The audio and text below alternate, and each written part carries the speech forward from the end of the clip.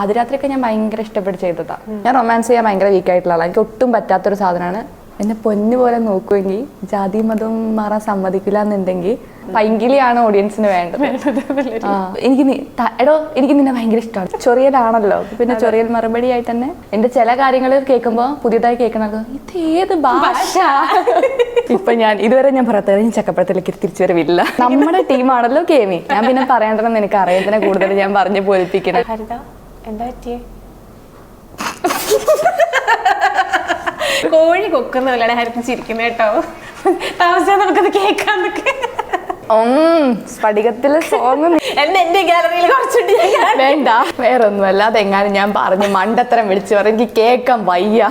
എല്ലാവർക്കും കൗമുദി മൂവീസിലേക്ക് സ്വാഗതം. ഇന്ന് എന്റെ കൂടെ ഒരു കേമി ഇരിപ്പുണ്ട്. പരിചയപ്പെടുത്താം, ഹരിത ഹരിദാസ്. ഹലോ. ഹലോ.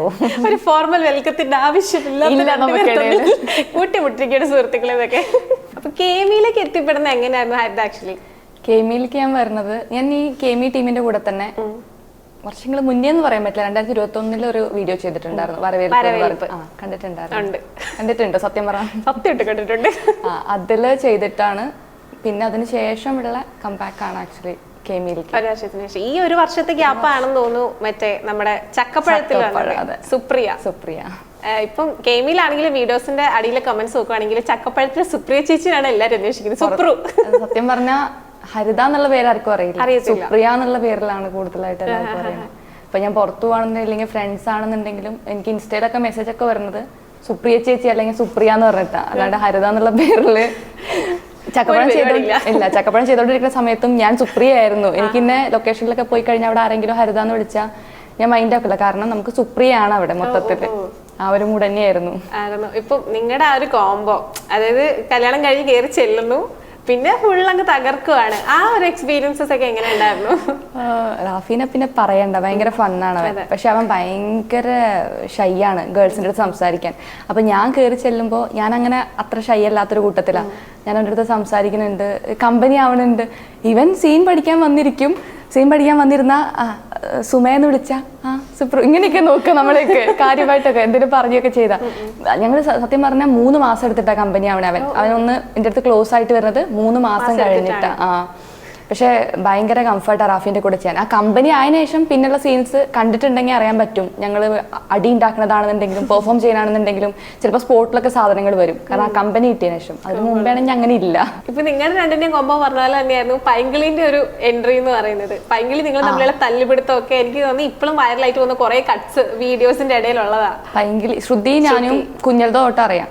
കുഞ്ഞൽദോ തൊട്ട് ഞങ്ങൾ അറിയണ ഭയങ്കര ക്ലോസ് ഫ്രണ്ട്സോ കാര്യങ്ങളൊന്നും അല്ല, പക്ഷെ അറിയാം. പക്ഷെ അവളും ഈ പറഞ്ഞ പോലെ അടി ഉണ്ടാക്കാനും ഒച്ചയും ബഹളം ഉണ്ടാക്കാനും ഒക്കെ ഭയങ്കര താല്പര്യമുള്ള ആളാണ്. ചെയ്യുന്ന സമയത്തൊക്കെ ചില സമയത്ത് ഭയങ്കര അങ്ങോട്ട് ആക്റ്റീവായി പോവുള്ളൂ. അപ്പൊ ഞാനും കയ്യിൽ നിന്ന് ഓപ്പോസിറ്റ് നിൽക്കുന്ന ആൾക്ക് നമുക്ക് നല്ല എനർജി തരികയാണെങ്കിൽ നമുക്കത് വരും. ഞങ്ങൾ 3 പേരുള്ള കോംബോ വരുമ്പോ സീനിൽ ഭയങ്കര രസമാണ് ചെയ്യാനായിട്ട്. നല്ല രസമാണ്. പക്ഷെ എനിക്ക് തന്നെ എല്ലാരും ചോദിക്കുന്നുണ്ട് ഇനി എപ്പോഴാ ചക്കപ്പഴത്തിലേക്ക് വരുന്നത്, എന്താ തിരിച്ചു പോവാത്തതൊക്കെ. ശരിക്കും എന്താ തിരിച്ചു പോവാത്തേ? ചക്കപ്പഴത്തില് ഇല്ല. ഇപ്പൊ ഞാൻ ഇതുവരെ ഞാൻ പറയാത്തത് ഞാൻ ചക്കപ്പഴത്തിലേക്ക് തിരിച്ചു വരവില്ല. കുറെ പേരായി ചോദിക്കുന്നു എന്നാ തിരിച്ചു വരണുണ്ടോന്നുള്ളത്. പക്ഷെ ഞാൻ ആരുടെടുത്തും റിപ്ലൈ ചെയ്തിട്ടില്ല. പക്ഷെ ചക്കപ്പഴത്തിലേക്ക് ഇങ്ങനെ തിരിച്ചു വരവില്ല. വെളിപ്പെടുത്തി. അതെ, ഇപ്പൊ ഞാൻ വെളിപ്പെടുത്തുകയാണ്. ഇപ്പൊ കേമിയിലെ ഒരു ലൈഫ് എന്ന് പറയുമ്പോൾ ഫസ്റ്റ് നമ്മൾ ആ ഒരു വീഡിയോ ചെയ്തിട്ട് പോയി, പിന്നെ അതിനുശേഷം ഇപ്പൊ കണ്ടിന്യൂസ് ആയിട്ട് വരുന്നുണ്ട് എപ്പിസോഡ്സ്. അപ്പൊ പലർക്കും സംശയമുണ്ട് ഇത് ആക്ച്വലി ഷോർട്ട് ഫിലിം ആണോ അല്ലെങ്കിൽ സീരീസ് ആണോ, അതിന്റെ ബാക്കി വരുമോ, അതോ എന്താണ് സംഭവം എന്നുള്ളത്. അപ്പോൾ അതെന്താണെന്ന് എക്സ്പ്ലെയിൻ ചെയ്യാമോ? ഞങ്ങൾ കേമി ടീം പറയുന്നത് സ്കെച്ച് വീഡിയോ എന്നാണ് പറയാം. പക്ഷെ ആ വേർഡ് യൂസ് ചെയ്തത് ഞാൻ പറഞ്ഞിട്ട് സ്കെച്ച് എന്ന് പറയുമ്പോൾ അത്ര സീരിയസ്നെസ് എടുക്കില്ല. പക്ഷെ ഇപ്പൊ നമ്മൾ കേമി ടീമിന്റെ എല്ലാവരും ഭയങ്കര ജെന്യൂനായിട്ട് സിൻസിയറായിട്ട് വർക്ക് ചെയ്യുന്ന ആൾക്കാരാണ്. ഓരോ അക്ഷയാണെന്നുണ്ടെങ്കിലും വിഷ്ണു ആണെന്നുണ്ടെങ്കിലും ഞങ്ങളുടെ ടീം എന്ന് പറയുമ്പോൾ ഭയങ്കര വൈബ്രന്റ് ആയിട്ടുള്ള ഭയങ്കര എനർജി ഉള്ള സോറി സുവർണ്ണ പറയാൻ പറഞ്ഞു. നീ ഇണ്ടെന്ന് ഞാൻ പെട്ടെന്ന് മറന്നുപോയി. പെട്ടെന്ന് ഇങ്ങനെ ഇരുന്ന് പോയപ്പോ അതെ നമ്മുടെ ടീമാണല്ലോ കേമി. ഞാൻ പിന്നെ പറയണ്ടെന്ന് എനിക്ക് അറിയത്തിനെ കൂടുതൽ ഞാൻ പറഞ്ഞു പോലിപ്പിക്കണം.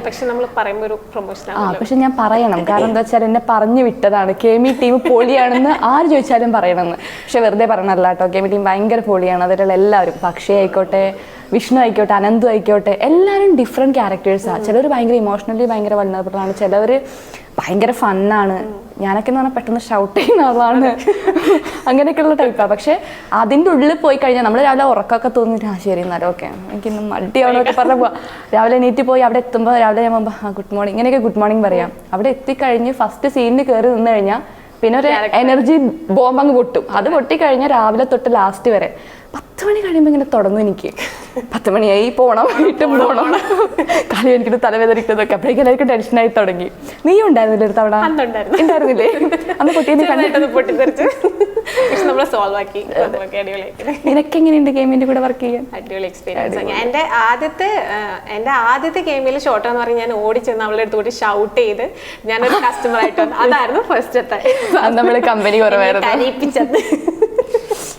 അപ്പൊ അങ്ങനെ ഈ പറഞ്ഞാൽ കരിക്കിനോട് കുറെ പേര് റെഫർ ചെയ്യുന്നുണ്ട് ഗെയിമിന്റെ ഒരു ടീം എന്ന് പറയുന്നത്. ആക്ച്വലി ഗെയിമിന്റെ ഒരു ഫംഗ്ഷനിങ് എങ്ങനെയാണ്? കേമി കരിക്ക് തുടങ്ങിയ സമയത്ത് വേണമെങ്കിൽ പറയാൻ വേണമെങ്കിൽ കരിക്കും അവര് ഒരു ടീം ബിൽഡ് ചെയ്ത് ഇപ്പം എത്തുന്ന ഒരു സ്റ്റാൻഡേർഡ് എന്ന് പറയുന്നത് ബിൽഡ് ചെയ്യാൻ അവർ എടുത്തൊരു ടൈം ഉണ്ടല്ലോ. ആ ടൈം ഭയങ്കര വലുതായിരുന്നു. പക്ഷെ കേമി ശരിക്കും ഹരിത എന്ന് പറഞ്ഞ ഹരിത പറക്കോട് അവളാണ് ചെയ്തിട്ടുണ്ടായിരുന്നത്. 2 വർഷത്തോളം അവൾ തന്നെ ചെയ്തിട്ടുണ്ടായിരുന്നു. അവളായിരുന്നു ഫേസ്. അവൾക്ക് ഇപ്പം അവൾ മാറി, അവളുടെ എഗ്രിമെന്റ് തീർന്ന് അവൾ മാറിയതിന് ശേഷമാണ് ഇപ്പം ഞാൻ വരുന്നത്. ഞങ്ങളും ഈ പറഞ്ഞ പോലെ സ്ക്രിപ്റ്റ് അതിന് മുമ്പ് ചിലപ്പോൾ തലേന്നൊക്കെയായിരിക്കും സ്ക്രിപ്റ്റ് കിട്ടുക. സ്ക്രിപ്റ്റ് ചിലപ്പോൾ വായിച്ചിട്ട് പോലും ഉണ്ടാകും. അവിടെ ചെല്ലുമ്പോൾ ചിലപ്പോൾ ഞാൻ സ്ക്രിപ്റ്റ് ഒന്ന് നോക്കട്ടെ, അപ്പൊ തന്നെ പറയും ക്യാരക്ടർ നന്നായി പഠിച്ചിപ്പോൾ നോക്കിയാൽ മതി, ഇപ്പോൾ വർക്കായിക്കോളും അങ്ങനെ പറയും. ചില സമയത്ത് നീയൊക്കെ ഇരുന്ന് പഠിക്കണപ്പോൾ ഞാൻ നോക്കിയത് എന്തുവാ അങ്ങനെയുള്ള സംഭവങ്ങളൊക്കെ ഉണ്ടായിട്ടുണ്ട്. എനിക്ക് ഓർമ്മയുണ്ട് ഒരു പ്രാവശ്യം നമ്മൾ സംസാരിച്ചപ്പോൾ പറഞ്ഞത് ഇപ്പൊ മുന്നത്തെ ചക്കപ്പഴത്തിൽ നിന്നാണെങ്കിൽ ഇതിന്റെ ഒരു ഡിഫറൻസ് എന്ന് പറയുന്നത് ഓരോന്നിലും ഓരോ ക്യാരക്ടർ ആയിട്ട് വരാൻ പറ്റും. അപ്പൊ ഒരു ആക്ടർ എന്നുള്ള രീതിയിൽ കുറെ എക്സ്പ്ലോർ ചെയ്യാൻ പറ്റുന്നുണ്ട്. ഭയങ്കര രസമാണ്. കാരണം അവിടെ നമ്മൾ സുപ്രിയ ആയിട്ട് ഒരു 6 മാസത്തോളം ചെയ്തു വെച്ചത് കണ്ടിന്യൂസ് സുപ്രിയാണ്. രാവിലെ പോണു, നമ്മൾ ഇതന്നെ ചെയ്യണു, മടുപ്പ് എന്നല്ല, ബട്ട് ദെൻ നമുക്ക് വേറെ ക്യാരക്ടേഴ്സോ ഇമോഷൻസോ ഒന്നും കൊണ്ടുവരാൻ പറ്റുന്നില്ല. ഇവിടെ എന്ന് പറഞ്ഞാൽ ഒരു സ്ക്രിപ്റ്റില് ക്യാപ്സ്യൂൾ ആണ്, എല്ലാ വീഡിയോസും ക്യാപ്സ്യൂളാണ്. ചിലപ്പം ചിലതിന് എൻഡ് പോലും നമുക്ക് മനസ്സിലാവില്ല, പെട്ടെന്ന് സ്റ്റോപ്പ് ചെയ്യണം, നമുക്ക് ലിമിറ്റേഷൻസ് ഉണ്ട്, 12 മിനിറ്റിന്റെ ഉള്ളിൽ എല്ലാം തീർക്കണം എന്ന്. അപ്പൊ ഇത് കൊടുക്കുന്ന സമയത്ത് ഓരോ സ്ക്രിപ്റ്റിലും ഓരോ എപ്പിസോഡ്സാണ് വരുന്നത്, ഓരോ ക്യാരക്ടറാണ് വരുന്നത്. ചിലത് ഭയങ്കര ഇമോഷണലി ആക്ട് ചെയ്യാനുള്ളതായിരിക്കാം, ചിലത് ഭയങ്കര ഫണ്ണായിരിക്കാം, ചിലത് ഭയങ്കര ഒരു ദേഷ്യപ്പെട്ടിട്ടുള്ളതായിരിക്കും. അപ്പം പല ക്യാരക്ടർ ചെയ്യാൻ പറ്റുകയെന്ന് പറഞ്ഞാൽ ഞാൻ ഭയങ്കര സാറ്റിസ്ഫൈഡ്. അതിപ്പം ഔട്ട് എങ്ങനെയാണെന്നുള്ളതാണെങ്കിലും പേഴ്സണലി ഞാൻ ആദ്യരാത്രിയൊക്കെ ഞാൻ ഭയങ്കര ഇഷ്ടപ്പെട്ട് ചെയ്തതാണ്. ആദ്യരാത്രി അതിനുള്ള റിസൾട്ട് ഉണ്ടായിട്ടുണ്ട്. ഭയങ്കര രസമായിട്ട് രാത്രി. പിന്നെ സപ്പോർട്ടായിട്ട് ചെയ്യുന്നത് ആരാ? കോ ആക്ടർ വിജയാണ്. ഡിസ്കംഫർട്ട് ഓഫ് ഇന്ത്യ അറിയാലോ. അങ്ങനെ ഇപ്പം ബിഗിനിങ് എന്ന് പറയുന്നത് ഡ്രാമ തന്നെയാണ് ബാക്ക്ഗ്രൗണ്ട് എന്ന് പറയുന്നത്. പക്ഷെ ഫിലിം എന്ന് പറഞ്ഞ ഒരു പാഷൻ. അപ്പം അതെന്താ ഇപ്പൊ ഡ്രാമയുടെ വഴിയിലൊക്കെ ഉപേക്ഷിച്ചത്? ഡ്രാമനെ ഇല്ല, ഡ്രാമ എനിക്ക് ഭയങ്കര ഇഷ്ടമാണ് ചെയ്യാനായിട്ട്. ഡ്രാമയും സിനിമയും ഭയങ്കര ഡിഫറെന്റാണ്. ഡ്രാമ എന്ന് പറയുമ്പോൾ നമ്മൾ 1/2 hour or 1 hour സ്റ്റേജിൽ പോയി ക്യാരക്ടറിനെ മൊത്തത്തിൽ അഡാപ്റ്റ് ചെയ്ത് അവിടെ പോയി പ്രസന്റ് ചെയ്യണതാണ്. അതിന്നൊരു നമ്മളിപ്പം സിനിമയിൽ എന്താ ചെയ്യുന്നത്, സീൻ കട്ട് ചെയ്ത് ചിലപ്പോൾ സെക്കൻഡ് സീൻ ആയിരിക്കാം ഫസ്റ്റ് എടുക്കുക, ചിലപ്പോൾ ലാസ്റ്റ് ആയിരിക്കാം, അങ്ങനെയല്ലേ. ഡ്രാമ എന്ന് പറയുമ്പോൾ നമ്മൾ കയറുന്ന തൊട്ട് എൻഡ് വരെ നമ്മളെ ക്യാരക്ടറാണ്, ആ ഇമോഷനിൽ പോകും. അപ്പം നമ്മൾ ആ ക്യാരക്ടറിനെ മൊത്തമായിട്ട് എടുത്തു. അതാണ് ഡ്രാമ. സിനിമ എന്ന് പറയുമ്പോൾ അതിന് എക്സ്ട്രീം ഡിഫറെൻ്റ് ആണ്. എനിക്ക് രണ്ടും ഒരുപോലെ തന്നെയാണ് സത്യം പറഞ്ഞാൽ. ഇപ്പൊ മൂവിന്റെ കാര്യം പറയുമ്പോൾ തന്നെ കുഞ്ഞൽദോയും ഓൾ ദീസ് ഗോൾഡും 2 പടം ചെയ്തിട്ടുണ്ട്. ഇനി ഒരുപാട് സിനിമകൾ വരാറുണ്ട്. അപ്പോൾ കുഞ്ഞൽദോയുടെ കാര്യം എടുക്കുകയാണെന്നുണ്ടെങ്കിൽ ആസിഫിക്കയുടെ കൂടെയാണ് ഏറ്റവും കൂടുതൽ നിങ്ങൾക്ക് കോമ്പിനേഷൻ സീൻസും കാര്യങ്ങളൊക്കെ. അപ്പോൾ ആ വീഡിയോസ് കാണുമ്പോൾ അതിൽ പിന്നെ കുഞ്ഞാണ്, ഭയങ്കര കുഞ്ഞായിട്ടാണ് തോന്നുന്നത്.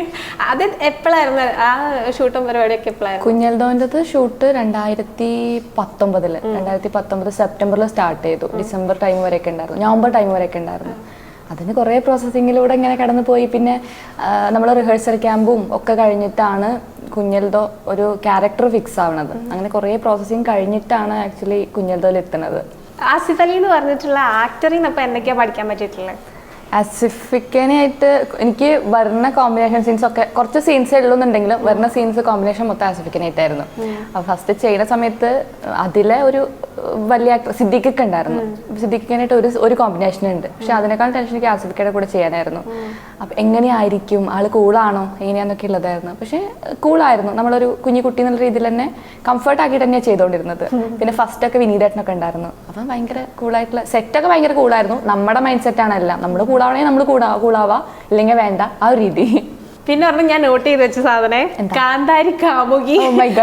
ആക്ച്വലി അതിൽ ഭയങ്കര പഞ്ച് ഡയലോഗ് പറഞ്ഞിട്ട് ആള് പ്രപ്പോസ് ചെയ്യാൻ വരും. നമ്പർ തരുമെന്നല്ലേ? നമ്പർ തരുമെന്ന് ചോദിക്കും. അല്ല ഉമ്മയുടെ നമ്പർ തരുമെന്ന് ചോദിച്ചിട്ട് ഒരു എക്സ്പ്ലനേഷൻ പറയുന്നുണ്ടല്ലോ. അതിൽ ചെയ്തിരിക്കുന്നത് എന്റെ സീനിയർ ആയിട്ട് എന്റെ ഭയങ്കര ക്ലോസ് ആയിട്ട് ഞാൻ ഏട്ടനെ പോലെ കാണുന്ന ഒരാളാണ്. അതുകൊണ്ട് തന്നെ എനിക്ക് റൊമാൻസ് ചെയ്യാൻ ഭയങ്കര പ്രശ്നമായിരുന്നു. ഞാൻ റൊമാൻസ് ചെയ്യാൻ ഭയങ്കര വീക്ക് ആയിട്ടുള്ള ആളാണ്. എനിക്ക് ഒട്ടും പറ്റാത്തൊരു സാധനമാണ് റൊമാൻസും. ഹ്യൂമർ ചെയ്യാൻ പറ്റില്ല എന്ന് വിചാരിച്ചുകൊണ്ടിരുന്നത്. പക്ഷെ ഇപ്പൊ എനിക്ക് കംഫർട്ടായി.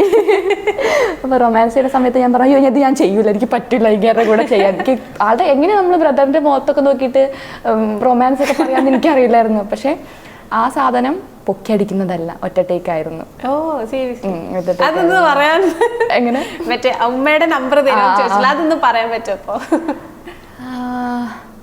അത് പറയണോ? അത് പിന്നെ ആഹാ എന്നാ നിന്റെ ഉമ്മയുടെ നമ്പർ ഒന്ന് തരുമോ? നീ കൗണ്ടർ പറ, അപ്പൊ ഞാൻ പറയാം. നമ്പർ നിന്റെ ഉമ്മോട് ചോദിക്കാൻ അതിലൊക്കെ പുറത്ത് എന്നെ പൊന്നു പോലെ നോക്കുമെങ്കിൽ ജാതി മതവും മാറാൻ സമ്മതിക്കില്ല എന്നുണ്ടെങ്കിൽ ഉമ്മയുടെ മോനെ ഞാൻ കല്യാണം കഴിച്ചോട്ടെ സംതിങ് എങ്ങനെ. എന്നാലും കുറച്ചൊക്കെ എനിക്ക് ഓർമ്മയുണ്ട്. അത് ഞാൻ ഇൻസ്റ്റഗ്രാമിൽ നിന്ന് പൊക്കിയതാണ് ആക്ച്വലി. ആ സമയത്ത് നല്ല റീച്ച് ഉണ്ടായിരുന്നു ആ സമയത്ത്. കാരണം പൈങ്കിളിയാണ് ഓഡിയൻസിന് വേണ്ടത്. അത് നല്ല രസം. ഇൻസ്റ്റഗ്രാം ഇൻഫ്ലുവൻസിംഗ് എന്ന് പറഞ്ഞാൽ അങ്ങനെ നോക്കുകയാണെന്നുണ്ടെങ്കിൽ ഈ പറഞ്ഞ പോലെ ഫാൻസിന്റെ മെസ്സേജസ് അങ്ങനത്തെ പരിപാടികളൊക്കെ ഉണ്ടോ? പ്രൊപ്പോസൽസ്? ഞാൻ ഈ ചോദ്യം തിരിച്ചു നിന്റെ അടുത്ത് ചോദിക്കുന്നുള്ള ഓർമ്മ നിനക്ക് ഇല്ല. ആക്ച്വലി ഞങ്ങൾ ഈ സെയിം കാര്യം തുടങ്ങുന്നതിന് മുന്നേ ഡിസ്കസ് ചെയ്ത് എനിക്കൊരു മെസ്സേജ് ഒക്കെ കാണിച്ചു തന്നത് ആ ഒരു ധൈര്യത്തിലാണ് ഞാൻ. എനിക്ക് കൂടുതൽ ചക്കപ്പഴം ചെയ്തതിനു ശേഷം കുഞ്ഞൽതും എന്റെ ഫ്രണ്ട്സിനും അങ്ങനെ ക്ലോസ് ആയിട്ടുള്ള ആൾക്കാർക്കാണ് അറിയുള്ളൂ. പക്ഷെ അതിന്നും ഒരു 3-4 പേരൊക്കെ മെസ്സേജ് അയച്ചിട്ട് ചേച്ചി കുഞ്ഞൽദോയിൽ അഭിനയിച്ചല്ലേ എന്നൊക്കെ പറഞ്ഞിട്ട്. ആ സമയത്തൊക്കെ ഫോളോവേഴ്സ് ഒക്കെ ഭയങ്കര കുറവാണ് കുഞ്ഞൽദോ ചെയ്യുമ്പോഴൊക്കെ. ചക്കപ്പഴം ചെയ്ത ആ സമയത്ത്, അതായത് സുപ്രിയ എന്ന് പറഞ്ഞ് ഇൻട്രൊഡ്യൂസ് ചെയ്ത സമയത്ത് ഒറ്റയടിക്ക് ഭയങ്കര റീച്ച് വന്നു. അപ്പം ഇൻസ്റ്റഗ്രാമിൽ അല്ലെങ്കിൽ പോലും ഇപ്പം ബാക്കിയുള്ള ആൾക്കാർക്കൊക്കെ ആണെന്നുണ്ടെങ്കിൽ പോലും സുപ്രിയ എന്ന് പറഞ്ഞാൽ അറിയാലോ, ഞാൻ പറഞ്ഞല്ലോ ഓൾറെഡി. മെസ്സേജ് വരുമ്പോഴൊക്കെ സുപ്രിയ ചേച്ചി സുഖാണോ, സുപ്രിയ ചേച്ചി എന്ത് പറയുന്നു. ഇപ്പോഴാണെങ്കിലും ഈ പിള്ളേരൊക്കെ കുഞ്ഞു കുഞ്ഞു കുട്ടികളൊക്കെ ഉണ്ടല്ലോ, അവരൊക്കെ പറയും ചേച്ചി എന്താ വരാത്ത ചക്കപ്പഴത്തിൽ വാ ചേച്ചി മിസ് ചെയ്യുന്നുണ്ട്. അപ്പൊ നമുക്ക് സന്തോഷമാണ് ശരിക്കും അത് കേൾക്കുമ്പോൾ, രസമാണ്. പക്ഷെ ഒരു ചോദ്യത്തിൽ ഇത് വഴുതി മാറിയിരിക്കുകയാണ്. സത്യം പറഞ്ഞ പ്രപ്പോസൽ അല്ല സത്യം. എനിക്ക് അത് ഇട്ടാറുണ്ട്, കോഴിപ്പരിപാടികളുണ്ട്. അതായത് എനിക്ക് നിന്നെ ഭയങ്കര ഇഷ്ടമാണ്, ഞാൻ കല്യാണം കഴിച്ചോട്ടെ ഇതൊക്കെ മനസ്സ് പറയും നമ്മള്. അതിനെന്താ പിന്നെന്താ മെസ്സേജ് സീൻ ചെയ്യൂല. അങ്ങനെ ഈ റീസെന്റ് ആയിട്ട് വന്നിട്ടുള്ള വിയേർഡ് ആയിട്ടുള്ള മെസ്സേജ് ഒക്കെ ആസ്ക് മീ അനോണിമസ് മെസ്സേജ് എന്ന് പറഞ്ഞിട്ടൊരു പോസ്റ്റ് ഇട്ടു, സ്റ്റോറി ഇട്ടു. കുറേ മെസ്സേജസ് ഇഷ്ടം പോലെ. നമുക്ക് വളരെ കുറച്ച് ഫോളോവേഴ്സ് അല്ലെങ്കിൽ അതിൽ നിന്ന് എല്ലാവരും കൂടി ഫ്രണ്ട്സൊക്കെ അയച്ചിട്ടുണ്ടാവും എനിക്ക് ഉറപ്പാണ്. അതിൽ ഒരാൾ ചോദിച്ചു എൻ്റെ അടുത്ത്, മാമിന്റെ കാലൊന്ന് കാണിച്ചു തരുമോന്ന് ചോദിച്ചു. പക്ഷെ ആ മെസ്സേജ് ഞാൻ വായിച്ചത് അങ്ങനെയല്ല. അത് നീ എനിക്ക് ഏജ് ഉണ്ടെന്ന് അറിയിക്കാൻ വേണ്ടിട്ട് ഇവിടെ വിളിച്ച് പറയണതാണ്. സുഹൃത്തുക്കളെ നിങ്ങൾ വിശ്വസിക്കരുത്. മാമി എന്നുകൊണ്ട് വിളിച്ചോണ്ട് ഫാൻ ഗേളിനെ അപ്രോച്ച് ചെയ്ത ഒരാളായിരുന്നു. അടുത്ത് അങ്ങനെ മെസ്സേജ് ചോദിച്ചിട്ടുണ്ടായി. ഞാൻ റിപ്ലൈയും കൊടുത്തു. ചൊറിയലാണല്ലോ, പിന്നെ ചൊറിയൽ മറുപടി ആയിട്ട് തന്നെ ഫണ്ണായിട്ട് തന്നെ വിളിച്ചു കൊടുത്തത്. ഞാൻ പിന്നെ അങ്ങനത്തെ മെസ്സേജ് കൂടുതൽ എനിക്ക് അങ്ങനെ കൂടുതൽ വന്നിട്ടില്ല. ആരും എൻ്റെ അടുത്ത് അങ്ങനെ അത്ര വൃത്തികേടായിട്ടൊന്നും ആരും സംസാരിച്ചിട്ടില്ല. കൂളായിട്ട് തന്നെ എല്ലാവരും ഫണ്ണായിട്ട് ഫ്രണ്ട്ലി ആയിട്ട് റെസ്പെക്ട് ആ ഒരു രീതിയിൽ തന്നെ അങ്ങോട്ടും ഇങ്ങോട്ടും എല്ലാവരും സംസാരിക്കാറുള്ളൂ. ഇപ്പൊ ആൾക്കാരൊക്കെ തോന്നുന്നു ഭയങ്കരമായിട്ട് റെസ്പെക്ട് എന്നുള്ള വീടിന് അർത്ഥം പഠിച്ചു തോന്നുന്നു. അത് അതിൽ മറുപടി ആയിട്ട് കൊടുത്തിട്ടുണ്ടായിരുന്നു. ചിലർക്കൊന്നും റെസ്പെക്ട് എന്താന്നുള്ളത് അറിയില്ല എന്നുള്ളത്. എനിക്ക് അതിൽ ആകെ കുറെ മെസ്സേജ് വന്നിട്ട് 2 എണ്ണം മാത്രമേ അങ്ങനെ വന്നിട്ടുള്ളൂ. അതിൽ എനിക്ക് ഇഷ്ടപ്പെടാത്ത മെസ്സേജ് ഇതാണ്. അതിനുള്ള മറുപടി ഞാൻ കൊടുക്കുകയും ഞാൻ അപ്പൊ തന്നെ സ്റ്റോറി ഷെയർ ചെയ്തു. അത് അതെ, ആരാണോ എനിക്കറിയില്ല. ആരാണെങ്കിലും നിങ്ങൾ മൈൻഡ് അയച്ചാൽ തന്നെ ആയിരിക്കും കിട്ടാൻ. 2 ചേച്ചിമാരല്ലേ? 2 ചേച്ചിമാരും അവർ 2 പേരുമാണ് എല്ലാം. അവരെന്താ ചെയ്യുന്നത്? ഒരാള് ദുബായിലാണ്, അനസ്തേഷ്യ ടെക്നീഷ്യനാണ്. ഒരാള് MPhil ഒക്കെ കഴിഞ്ഞ് ഇങ്ങനെ വർക്കും കാര്യങ്ങളൊക്കെ ആയിട്ട് ആള് ഒരു ഫൺ മൂഡാ ഫുൾ. മൂത്ത ചേച്ചി എന്ന് പറയുമ്പോൾ എനിക്കൊരു അമ്മേനെ പോലെയാണ്. ആള് എല്ലാ കാര്യത്തിനും നമ്മളെ വന്ന് ഇപ്പൊ എന്തുണ്ടെന്നുണ്ടെങ്കിലും വന്നിരുന്ന് സംസാരിച്ച് സപ്പോർട്ട് ചെയ്ത് നീ അത് ചെയ്യരുത്, നീ ഇത് ചെയ്യണം. ഒരു കാര്യം ചെയ്യുകയാണെങ്കിൽ ഒരു 10 പ്രാവശ്യം ചേച്ചി ചിന്തിച്ചിട്ടേ പറയുള്ളൂ. ഞാനും രണ്ടാമത്തെ ചേച്ചി അങ്ങനെയല്ല, എടുത്തങ്ങ് ചാടും. രണ്ടാമത്തെ ചേച്ചി എന്ന് പറഞ്ഞാൽ അത് അതിന് വട്ടാണ് ശരിക്കും. ഭയങ്കര ഭ്രാന്താണ്. ഫണ്ണെന്നൊക്കെ പറഞ്ഞാൽ ഭയങ്കര ഓണാണ് എപ്പോഴും. ചേച്ചി ഞാനും ഒരേ ട്രാക്കാണ്. ചേച്ചി ഭയങ്കര ഓണാ. ആ ഓൺ വൈബിൽ പോയി കഴിഞ്ഞാൽ പിന്നെ തിരിച്ചു കിട്ടൂല. അതാണ് രണ്ടാമത്തെ ചേച്ചി. മൂത്തേച്ചി നേരെ ഓപ്പോസിറ്റ്. ഞങ്ങളുടെ രണ്ടുപേരുടെ ഓപ്പോസിറ്റാ മൂത്തേച്ചി. അവരെ കുറിച്ച് പറഞ്ഞു കഴിഞ്ഞാൽ എനിക്ക് തീരൂല. അതുകൊണ്ട് ക്വസ്റ്റ്യൻ ഡൈവേർട്ട്. മലപ്പുറമാണ് നാട്. മലപ്പുറത്ത് എവിടെ? കൊട്ടക്കൽ. കൊട്ടക്കൽ. സ്ലാങ് കുറച്ചൊക്കെ ഇപ്പൊ കുറെ മാറിയല്ലേ? എനിക്ക് ആദ്യം വീട്ടിൽ സംസാരിക്കില്ല അങ്ങനെ. അയ്യോ മലപ്പുറം സ്ലാങ് വീട്ടിൽ നിന്ന് ആരും പറഞ്ഞാൽ ഞാൻ കേട്ടിട്ടില്ല. പക്ഷെ എന്നാലും എന്റെ ചില കാര്യങ്ങൾ കേൾക്കുമ്പോൾ പുതിയതായി കേൾക്കണത് ഇത് ഏത് ഭാഷ ഷൂട്ടിന്റെ ഇടയിലും അവര് പറയുന്നുണ്ട് ലാംഗ്വേജ് ഒന്നും മനസ്സിലാവില്ല. പക്ഷെ ഇപ്പൊ എന്താ പറഞ്ഞിട്ട് പോയത്? അതുപോലെ എന്റെ ചിരിനെ ഭയങ്കരമായിട്ട് കളിയാക്കും. നിനക്കുണ്ട് ആ ചിരി. ഞാൻ ട്രോള് കേട്ടിട്ടില്ല. ഞാൻ ചിരിച്ച ജാസ്തി കോഴി കൊക്കുന്നല്ലേ ഹരിത്ത് ചിരിക്കുന്ന കേട്ടോ. താമസിച്ചാൽ നമുക്കത് കേൾക്കാന്നൊക്കെ. ഇല്ല ഞാൻ ചിരിക്കൂല ചിരിക്കൂലെന്നൊക്കെ. ഇന്ന് കുറച്ച് ഡീസന്റ് ആയിട്ട് പെരുമാറിക്കൊണ്ടിരിക്കുകയാണ്. അപ്പൊ ഞങ്ങളുടെ കയ്യിൽ കുറച്ച് ടാസ്ക് ഉണ്ട്. വേണ്ടായിരുന്നു. ഇതിലേതെങ്കിലും ഒരെണ്ണം സ്കിപ്പ് ചെയ്യാം. എനിക്ക് ടാസ്ക് ഒന്ന് തിരിച്ചു തരാമല്ലോ, കുഴപ്പമൊന്നുമില്ലല്ലോ. അല്ല ഇത് കഴിഞ്ഞ് കഴിഞ്ഞിട്ട് നമുക്ക് അത് ആലോചിക്കാം. അല്ല ഇപ്പം എന്തുവാ സുവർണ്ണ ഒന്നുമില്ലെങ്കിൽ നമ്മൾ ഒരുമിച്ച് ഫ്രണ്ട്ലി ആയി വർക്ക് ചെയ്യുന്ന ആൾക്കാർക്കിടയിൽ അങ്ങനെ ഒരു ബന്ധം ഉണ്ടോ? അപ്പൊ ഞാൻ ഏതായാലും ടാസ്ക് കൊടുക്കുമ്പോൾ ഇതിൽ ഏതെങ്കിലും ഒരെണ്ണം സ്കിപ്പ് ചെയ്യാം. അത് ഏതാന്ന് വായിച്ചിട്ടുണ്ട്. അപ്പൊ നമുക്ക് 1 by 1 ആയിട്ട് പോവാം. ഓക്കെ, ഒരെണ്ണം ഞാൻ എടുക്കണോ? ഒരെണ്ണം ഇത് പിടിച്ചോ. എന്നിട്ട് അതിന് ഏതെങ്കിലും ഒരെണ്ണം പിക്ക് ചെയ്തോ. ആണോ? മഞ്ഞ എടുക്കാല്ലേ? മഞ്ഞ മഞ്ഞ മഞ്ഞ മഞ്ഞ വായിക്കണം. ഇത് എന്താ? അത് വായിച്ച് അരുണേട്ട സന്തോഷായില്ലേ? അപ്പൊ അതിന്റെ ടാസ്ക് എന്താന്ന് വെച്ചിട്ടുണ്ടെങ്കിൽ അരുണേട്ട സന്തോഷായില്ലേ ഈ ഡയലോഗ് ഹരിത പല എക്സ്പ്രഷനിൽ പറയണം. പല എക്സ്പ്രഷനിൽ ഇതന്നെ പറഞ്ഞുകൊണ്ടിരിക്കണം. മാറ്റി എടുക്കട്ടെ ഞാൻ വേറെ ഒരു 2 എണ്ണം. ഒരെണ്ണം സ്കിപ്പ് ചെയ്ത് പിന്നെ വേറെ എന്തെങ്കിലും വിഷമമുള്ളത് വന്നാൽ മാറ്റാൻ പാടായിരിക്കും കേട്ടോ. അരുണേട്ട അത് 3 ഇതൊക്കെ ആരതൊക്കെ പുഷ്പ പോലീസ് ആയിട്ടുള്ള പരിപാടിയാണ്. സത്യം പറയട്ടെ, അഭിനയിക്കുന്ന സുഖം ഇന്റർവ്യൂവിന് വന്നിരിക്കുമ്പോ.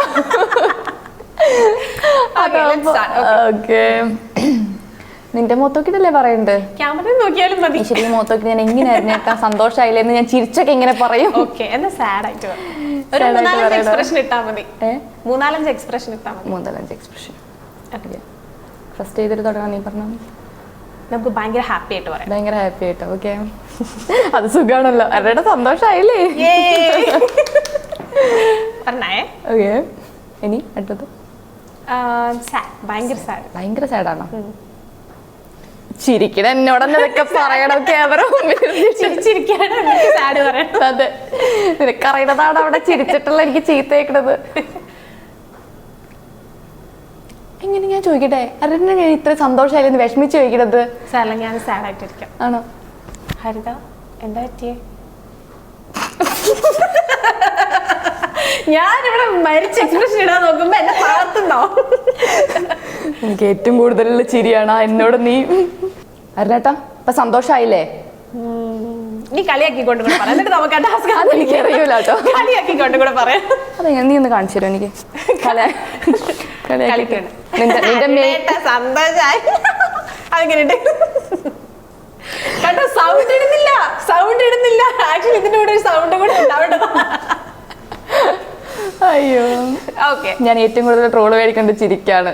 ഇത് കഴിഞ്ഞ് ഞാൻ ഇറങ്ങിയിട്ടത് വരുമ്പോ എനിക്കിത് കളിയാക്കൽ വീണ്ടും ഞാൻ കേൾക്കേണ്ടി വരും. നമ്മുടെ ബ്രദേഴ്സ് ആണ്. അതെ. ഹർണേട്ടാ ഇപ്പൊ സന്തോഷായില്ലേ? എനിക്ക് സന്തോഷമായി. അടുത്ത ടാസ്ക് ഒട്ടും വൈകിപ്പിക്കണ്ട. ഇനി വേണോ? അതെ, വളരെ വിജയകരമായി ഫസ്റ്റ് ടാസ്ക് കംപ്ലീറ്റ് ചെയ്തിരിക്കുകയാണ്. ഒരു 7-8 എണ്ണം ഉണ്ട് അതിന്റെ അടുത്ത്. ഇത് മൊത്തം ഉള്ളതാണോ എനിക്കുള്ളതാണോ? ഇത് നീ ആദ്യം പറയായിരുന്നെങ്കിൽ ഞാൻ നിന്റെ അടുത്ത് ഫോൺ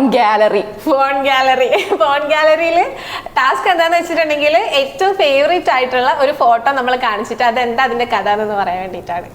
ഏറ്റവും ഫേവറേറ്റ് ആയിട്ടുള്ള ഫോൺ അതെ, ഫോൺ വരട്ടെ. ഏറ്റവും ഫേവറേറ്റ് ആയിട്ടുള്ള ഫോട്ടോ. ഓക്കെ, വളരെ പെട്ടെന്നായിക്കോട്ടെ. അതേതാന്നുള്ള നീ കുറെ സെലിബ്രിറ്റീസ് ഉണ്ടെങ്കിൽ കുറച്ചും കൂടി നന്നായി. എങ്ങനെ സെലിബ്രിറ്റീസ് ഒക്കെ ഉണ്ടെങ്കിൽ ഓക്കെ കാണിക്കട്ടെ. ഇത് ചതിയാണ്. ഇതാണ് എനിക്ക് ഇപ്പൊ ഏറ്റവും ഫണ്ടായിട്ട് തോന്നുന്ന ഫോട്ടോ. എന്റെ ഗാലറിയിൽ കുറച്ചുണ്ട്. വേണ്ട, കാരണം വേറൊന്നുമല്ല, എന്നെ പണി തരാൻ വേണ്ടി ഇവിടെ ഇരുത്തിരിക്കുന്ന സുവർണയ്ക്ക് ഇതിനെ കുറിച്ച് ഞാൻ വൃത്തിക്കിരിക്കട്ടെ അത് കാണിക്കുന്നുണ്ടെങ്കിൽ. ഓക്കെ ഓക്കെ, അടുത്ത ടാസ്ക്. അയ്യോ ഇതെന്തൊക്കെയത്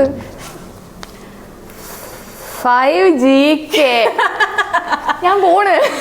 5GK വേണ്ട, സ്കിപ്പ്. of course. അത് ഓപ്ഷൻ വെച്ചു. ഇനിയിപ്പോ ഏതെങ്കിലും മാറ്റണം തോന്നിയാല് അതിന് ഇവിടെ ഓപ്ഷൻ വെച്ചിട്ടുണ്ട്. വേറൊന്നുമല്ല, അതെങ്ങാനും ഞാൻ പറഞ്ഞു മണ്ടത്തരം വിളിച്ചു പറയും, എനിക്ക് കേൾക്കാൻ വയ്യ.